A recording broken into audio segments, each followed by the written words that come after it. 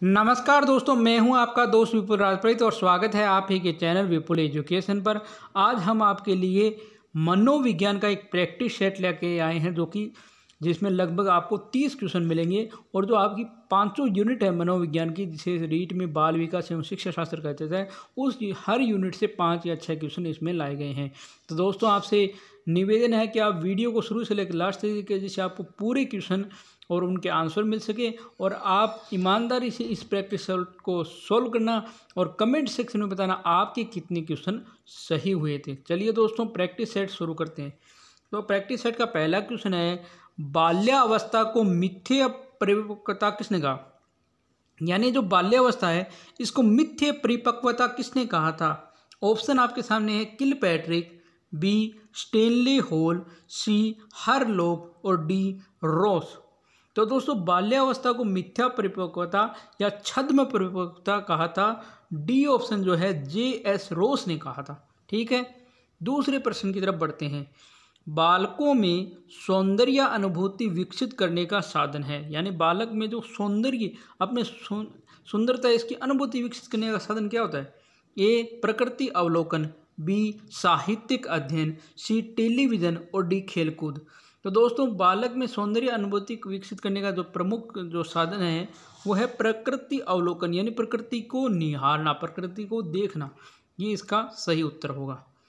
अगला क्वेश्चन है, भाषा विकास में बालक 4 वर्ष में कितने शब्द बोलता है? ए 272, बी 450, सी 1900 और डी 5000। तो दोस्तों, 4 वर्ष की आयु में बालक 1900 शब्द बोलता है। सी ऑप्शन इसमें करेक्ट होगा। अगला क्वेश्चन, बाल विकास को सर्वाधिक प्रेरित करने वाला प्रमुख घटक है, यानी बाल विकास को सबसे ज़्यादा प्रेरित कौन सा घटक करता है?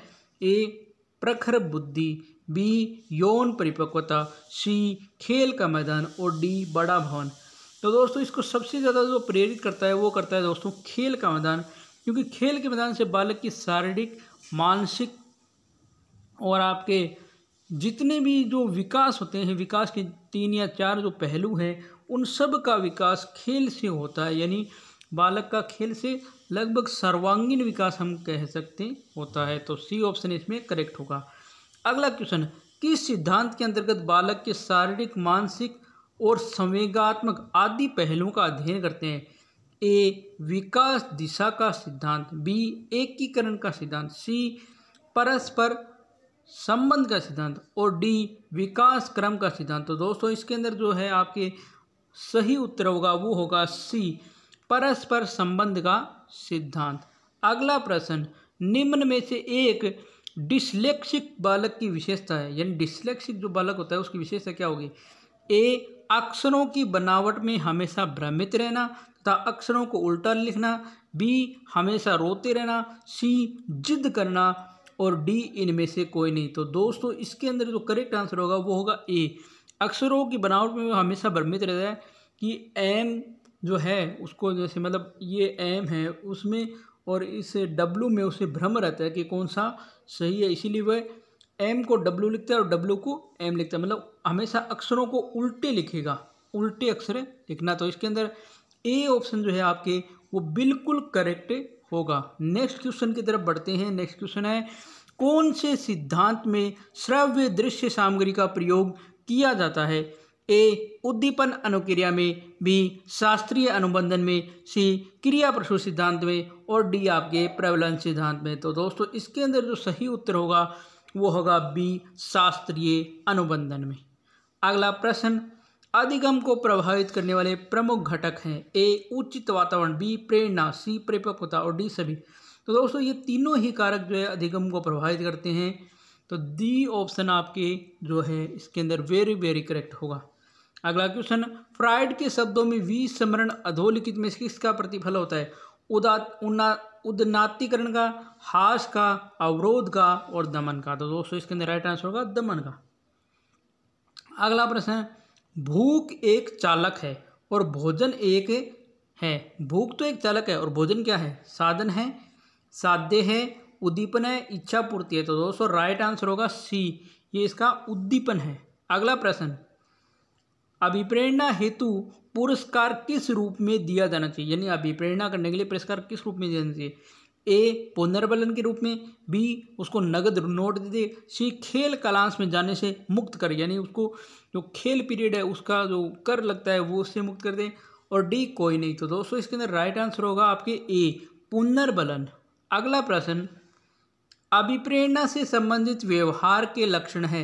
ए ध्यान केंद्रीकरण, बी दीवा स्वप्न, सी असमायोजन और डी उत्सुकता। तो दोस्तों राइट आंसर होगा डी उत्सुकता, यानी व्यक्ति जब तक उत्सुक नहीं होगा वो अभिप्रेरित नहीं होगा।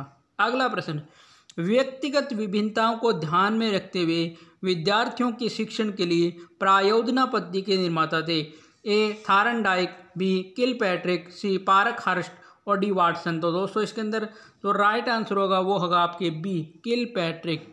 नेक्स्ट क्वेश्चन, विशिष्ट बालकों के अंतर्गत निम्न में से कौन सा बालक आता है। ए पिछड़ा बालक, बी प्रतिभाशाली बालक, सी मंद बुद्धि और डी से बी। तो दोस्तों इसके अंदर देखो, अब आप ये सोचोगे कि विशिष्ट बालक में हम मंद बुद्धि को शामिल कर दें, नहीं दोस्तों, विशिष्ट बालक में पिछड़ा बालक भी शामिल होता है, प्रतिभाशाली भी शामिल होता है और मंद बुद्धि भी, क्योंकि ये तीनों अलग बालक हैं, यानी तीनों ही अलग हैं।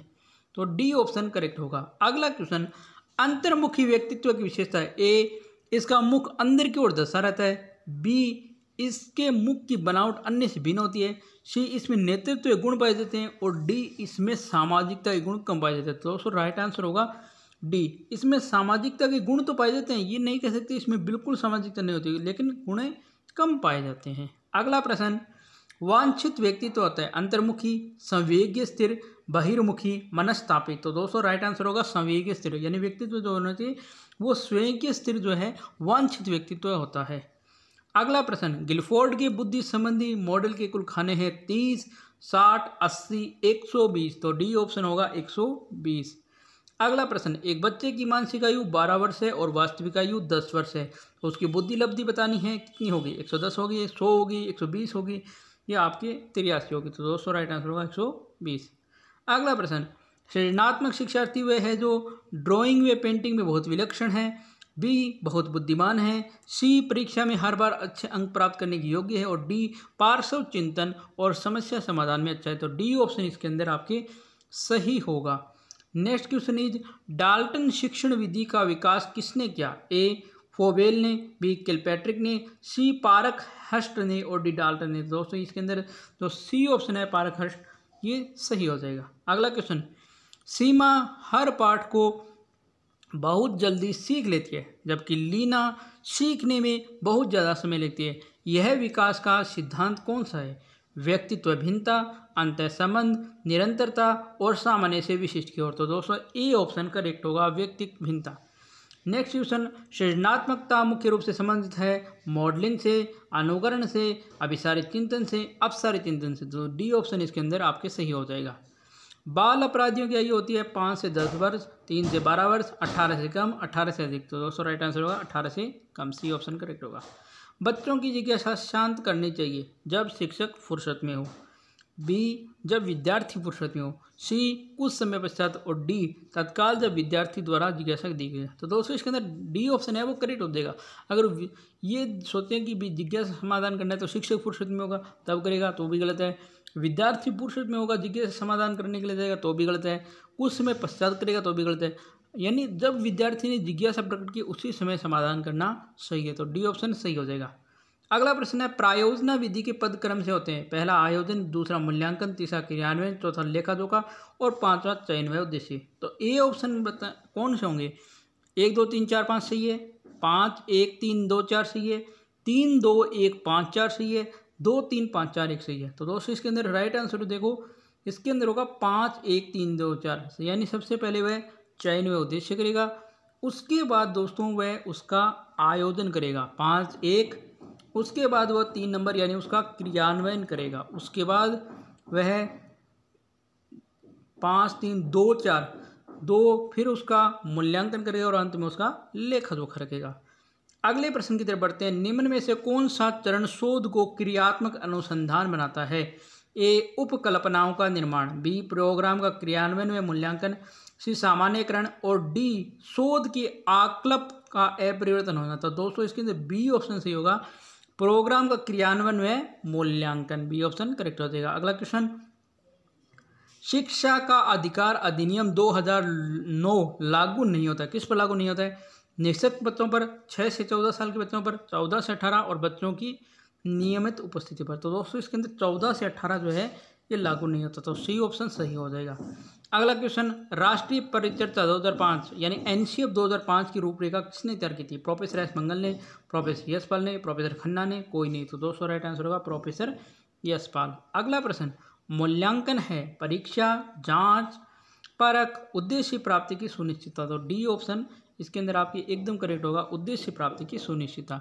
अंतिम क्वेश्चन, शिक्षा के अधिकार अधिनियम 2009 के अनुसार विद्यालय प्राप्त अनुदान का कितना प्रतिशत निःशुल्क व अनिवार्य शिक्षा पर व्यय करेगा? ए 50%, 30%, 25%, 10%। दोस्तों राइट आंसर होगा 25%। ठीक है दोस्तों, तो यह था आज के प्रैक्टिस सेट नंबर 1 के 30 क्वेश्चन। उम्मीद करता हूँ आपको यह क्वेश्चन और यह हमारा वीडियो पसंद आया। तो वीडियो पसंद आए तो वीडियो को लाइक करके बताएं कि आपको कितना पसंद आया, और नहीं पसंद आया तो आप डिसलाइक भी कर सकते हैं। और कमेंट सेक्शन में बताइए कि क्वेश्चन आपके कितने सही हुए। ठीक है दोस्तों, धन्यवाद दोस्तों।